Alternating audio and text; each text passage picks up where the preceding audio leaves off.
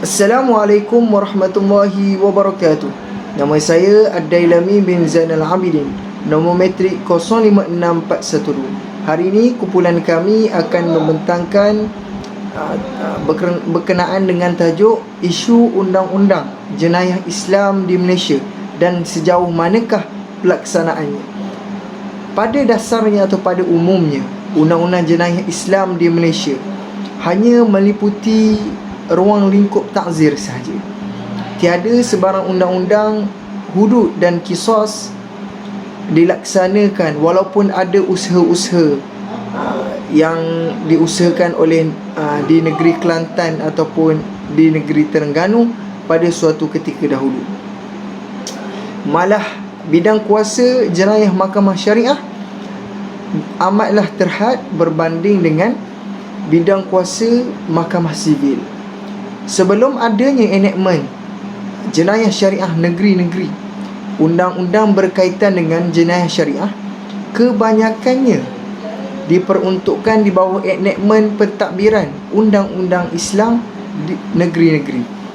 Pindaan pada Akta Mahkamah Syariah bidang kuasa jenayah telah dibuat pada tahun 1984, dan setelah itu hukuman maksimum yang boleh dijatuhkan oleh mahkamah syariah ialah denda RM5,000 atau penjara 3 tahun atau tidak melebihi 6 sebatan, ataupun kombinasi mana-mana hukuman. Dengan itu, kebanyakan negeri-negeri telah memperkenalkan enactment kesalahan jenayah syariah masing-masing. Pada tahun 1989 telah berlaku pindaan di dalam Perlembagaan Persekutuan, iaitu artikel ataupun perkara 121/1A, di mana mahkamah syariah tidak boleh dicampuri oleh mahkamah sivil. Kesalahan-kesalahan berkaitan dengan undang-undang jenayah syariah ini dapat dibahagikan dengan beberapa kesalahan sahaja, seperti seksual, minuman keras, judi, berkaitan kesucian Islam dan institusinya, matrimoni dan kesalahan-kesalahan yang lain juga. Assalamualaikum warahmatullahi wabarakatuh. Nama saya Muhammad Hafizul bin Muhammad Zawawi, nombor metrik 054807. Saya akan menerangkan berkaitan dengan kesalahan jenayah syariah. Oleh itu, kesalahan jenayah syariah ini boleh dikategorikan kepada beberapa bahagian. Yang pertama adalah kesalahan yang berhubungan dengan akidah. Dalam enactment kesalahan jenayah syariah Ta'zir Terengganu 2001 memperuntukkan kesalahan ini pada seksyen 3 hingga 7. Dan hukuman bagi kesalahan ini adalah boleh didenda tidak melebihi RM5,000 atau dipenjarakan selama tempoh tidak melebihi 3 tahun atau kedua-duanya, atau tidak disebab tidak melebihi 6 sebatang. Yang kedua adalah kesalahan berhubungan dengan kesucian agama Islam dan institusinya. Dalam enactment kesalahan jenayah syariah Ta'zir Terengganu 2001 memperuntukkan bahawa kesalahan ini pada seksyen 8 hingga seksyen 24. Hukuman bagi kesalahan ini adalah boleh didenda tidak melebihi RM3,000 atau dipenjara selama tempoh tidak melebihi 2 tahun atau kedua-duanya. Pada bahagian ketiga adalah kesalahan berhubungan dengan kesusilaan. Dalam enactment kesalahan jenayah syariah Ta'zir Terengganu 2001 memperuntukkan bahawa kesalahan ini pada seksyen 25 hingga 36. Hukuman bagi kesalahan ini adalah boleh didenda tidak melebihi RM5,000 atau dipenjara selama tempoh tidak melebihi 3 tahun atau disebab tidak melebihi 6 sebatang atau kedua-duanya. Kesalahan yang ketiga adalah kesalahan yang berhubungan dengan keadilan dan ketenteraman awam. Dalam enactment kesalahan jenayah syariah Ta'zir Terengganu 2001 memperuntukkan kesalahan ini pada seksyen 37 hingga 54. Hukuman bagi kesalahan ini adalah boleh didenda tidak melebihi RM3,000 atau dipenjara selama tempoh tidak melebihi 2 tahun atau keduanya, atau boleh disebab tidak melebihi 6 sebatang. Bismillahirrahmanirrahim. Assalamualaikum warahmatullahi wabarakatuh. Nama saya Muhammad Faris bin Roslan, nombor metrik 054558. Baiklah, pada hari ini saya akan meneruskan pembentangan dengan tajuk isu-isu yang berkaitan dengan Undang-Undang Jenayah Syariah di Malaysia. Dan saya akan membawakan isu berkenaan dengan ketidakseragaman dan konflik Undang-Undang Jenayah Syariah di Malaysia. Isu pertama yang saya akan bawakan adalah berkenaan dengan ketidakseragaman Undang-Undang Jenayah Syariah di Malaysia. Baiklah, walaupun kita tidak nafikan terdapat banyaknya usaha untuk memperkasakan Undang-Undang Jenayah Syariah di Malaysia, akan tetapi masih terdapat kelumpungan terhadap Undang-Undang Jenayah Syariah di Malaysia. Baiklah, sebagai contohnya, ketidakseragaman dari segi aspek hukuman Undang-Undang Jenayah Syariah di Malaysia bagi mahkamah negeri-negeri. Bagi kes menghina agama Islam atau menyebabkan agama Islam itu dihina, bagi negeri Selangor di bawah enactment Jenayah Syariah 1995 di bawah Seksyen 10 memperuntukkan bahawa bagi kesalahan jenayah ini akan dikenakan sekurang-kurangnya denda RM5,000 ataupun penjara tidak kurang daripada 3 tahun. Dalam pada itu, bagi wilayah persekutuan pula di bawah kesalahan ini, dia memperuntukkan juga di bawah Akta Kesalahan Jenayah Syariah Wilayah Persekutuan 1997 di bawah Seksyen 7 yang memperuntukkan bahawa denda yang sama iaitu RM5,000 dan juga penjara tidak melebihi 2 tahun. Baiklah, oleh yang demikian dapat kita simpulkan bahawa masih terdapat ketidakseragaman dari segi hukuman Undang-Undang Jenayah Syariah yang terdapat di Malaysia. Seperti mana yang telah dijelaskan sebentar tadi berkenaan dengan contoh ketidakseragaman undang-undang yang mana negeri Selangor memperuntukkan hukuman terhadap bagi mereka yang melakukan kesalahan menghina agama atau menyebabkan agama Islam itu dihina dengan penjara 3 tahun, manakala wilayah persekutuan adalah 2 tahun. Perkara ini mestilah diselesaikan bagi mengelakkan masyarakat memandang negatif terhadap pentadbiran Undang-Undang Jenayah Syariah di Malaysia. Yang seterusnya saya ingin membawakan isu berkenaan dengan konflik undang-undang. Baiklah, konflik undang-undang di antara syariah dan juga mahkamah sivil masih lagi diperdebatkan dari dahulu sehingga kini.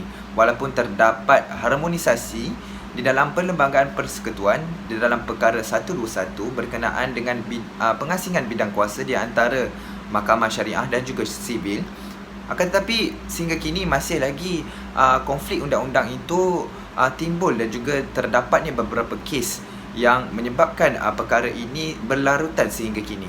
Baiklah, sebagai contoh, masih lagi terdapat beberapa peruntukan enactment jenayah syariah negeri-negeri yang bertindih dengan kesalahan kanun kesesaan iaitu Penal Code. Saya ingin membawakan satu kes yang terjadi pada baru-baru ini iaitu kes Iki Putra menentang Kerajaan Negeri Selangor and another pada tanggal 25 Februari 2021, yang mana penghakiman dalam kes tersebut menetapkan bahawa kesalahan liwat di bawah Seksyen 28 Jenayah Syariah Negeri Selangor 1995 adalah sebagai perlembagaan yang tidak sah. Ini kerana di bawah enactment tersebut adalah tertakluk di bawah Perlembagaan Persekutuan dan juga ianya terdapat di bawah criminal law. Jadi perkara ini adalah tidak sah di sisi perlembagaan. Kesimpulannya di sini, ketidakseragaman dan juga konflik undang-undang perlulah diselesaikan dengan segera. Satu usaha bagi mengharmonisasikan undang-undang jenayah syariah perlulah diperkasakan dengan lebih hebat lagi. Sekian daripada itu saja daripada saya. Assalamualaikum warahmatullahi wabarakatuh. Nama saya Anas Mendek, nombor metrik 054846. Baiklah, saya akan meneruskan pembentangan berkaitan dengan isu-isu berkaitan. Isu yang seterusnya adalah isu keluar daripada agama Islam ataupun dikenali sebagai murtad. Gejala kerosakan akidah semakin menular di negara kita, lebih-lebih lagi ia melibatkan pertukaran agama ataupun murtad. Isu ini lebih menarik perhatian apabila suatu kenyataan yang dibuat oleh Mufti Perak pada 2006 telah membuat suatu kenyataan bahawa seramai 100,000 orang umat Islam di Malaysia telah bertukar agama. Sebagai contoh, dalam kes murtad di Malaysia seperti kes Ayah Pin, kes Aisyah Bukhari, kes Noyah Tahir dan Lina Joy. Namun begitu, kita dapat menyaksikan bahawa tidak terdapat peruntukan yang jelas dan dalam mana-mana enakmen jenayah syariah di Malaysia mengenai kesalahan murtad tersebut. Pada dasarnya boleh dirumuskan bahawa tidak terdapat undang-undang yang jelas mengenai murtad, termasuklah hukumannya. Namun demikian, terdapat di beberapa buah negeri di Malaysia mengenai peruntukan kesalahan keluar agama Islam diguna-pakaikan. Sebagai contoh, di Melaka telah memperuntukkan kesalahan keluar dari agama Islam sebagai satu kesalahan dalam enakmen kesalahan syariah Melaka 1991 dalam seksyen 66-1 menyatakan bahawa apabila seseorang Islam dengan sengaja mengaku hendak keluar daripada agama Islam ataupun mengisytiharkan dirinya sebagai orang yang bukan Islam, maka dengan ini mahkamah boleh memerintahkan orang itu supaya ditahan di pusat bimbingan Islam untuk tempoh tidak lebih daripada 6 bulan dengan tujuan untuk mendidik dan orang itu diminta untuk bertaubat mengikut hukum syarak. Jika seseorang telah bertaubat, maka taubatnya perlu disahkan oleh mahkamah dan kemudian barulah dia boleh dibebaskan. Jika pula dia seseorang itu bertaubat semasa dalam tahanan, maka pegawai yang menjaga hendaklah melaporkan perkara tersebut kepada mahkamah dan mahkamah haruslah mengesahkan perkara tersebut seperti mana yang ditermaktub dalam enakmen tersebut. Seterusnya, jika kita tinjaukan, sememangnya terdapat enakmen yang memperuntukkan undang-undang dan hukuman murtad secara khusus, iaitu di Kelantan dan Terengganu dalam enakmen Undang-Undang Kanun Jenayah Syariah 2 Kelantan 1993 dan Terengganu dalam enakmen Kesalahan Jenayah Undang-Undang Hudud dan Qisas Terengganu 2002 yang mana dua enakmen ini tidak dapat dilaksanakan atas faktor-faktor yang tertentu. Namun kedua-dua enakmen ini ada menyebutkan sesiapa yang disabitkan melakukan kesalahan irtidad, hendaklah sebelum dijatuhkan hukuman, hendaklah ia tu bertaubat dalam tempoh yang tidak kurang daripada 3 hari setelah dia didapati bersalah, dan sekiranya dia enggan bertaubat, maka mahkamah boleh memenjarakan dia selama 5 tahun, dan jika dia enggan sekali lagi, maka mahkamah boleh mengisytiharkan hukuman bunuh ke atasnya. Selain itu, kita boleh tengok juga contoh isu murtad di Malaysia ini dalam mana ia melibatkan kes Lina Joy melawan dengan Majlis Agama Islam Wilayah Persekutuan pada 2005. Dalam kes ini, seseorang Melayu yang telah menukar agamanya kepada Kristian. Mahkamah Tinggi dan Mahkamah Rayuan yang membicarakan kes ini telah memberikan penghakiman bawah bidang kuasanya di dalam kes seumpama ini adalah kepada Mahkamah Syariah. Saat ini semua pihak masih menanti-nantikan keputusan yang akan dibuatkan oleh Mahkamah Persekutuan Malaysia. Jelaslah di sini ialah satu, sepatutnya plaintiff dalam kes ini boleh didakwa di bawah Undang-Undang Jenayah Syariah kerana melibatkan kesalahan murtad. Oleh kerana tiada peruntukan yang jelas mengenai kesalahan ini, pelbagai permasalahan akan timbul dari semasa ke semasa. Assalamualaikum warahmatullahi wabarakatuh. Nama saya Muhammad Haziq Firdaus bin Zakaria, nombor metrik 054511. Jadi saya akan menyambung pembentangan ini mengenai ajaran sesat. Sebagaimana yang kita tahu, ajaran sesat merupakan satu fenomena yang telah akan dan juga sedang melanda di negara kita ataupun di seluruh negara untuk memesongkan akidah umat Islam. Ia merupakan salah satu cabaran dalam pengembangan agama Islam sejak zaman Nabi Muhammad SAW sehinggalah zaman sekarang.